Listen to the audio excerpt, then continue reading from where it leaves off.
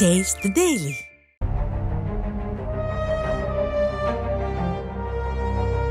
இலங்கை சிறையில் இருக்கிற தமிழக மீனவர்களை மீட்டு தரக்கோரி ராமேஸ்வரம் மீனவர்கள் ஒரு நாள் அடையாள வேலை நிறுத்த போராட்டத்தை அறிவிச்சிருக்காங்க. இந்த திராவிட மாடல் அரசு ஆட்சிக்கு வந்த பிறகுதான் மீனவர்களுக்கு எதிரான தாக்குதல் அதிகமாக இருக்கிறதா மீனவர்கள் சொல்றாங்க.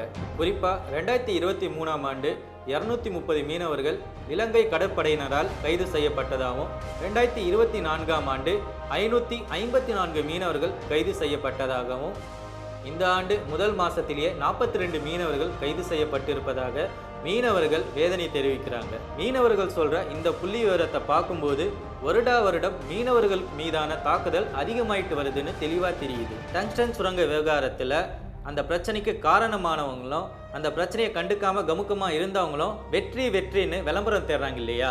உள்ளபடியே டங்ஸ்டன் சுரங்கத்தை இவங்க தான் தடுத்து நிறுத்தியிருந்தாங்கன்னு சொன்னா மீனவர்களுடைய பிரச்சனையை தீர்த்து வைக்கலாமேன்னு மீனவர்கள் கேட்குறாங்க.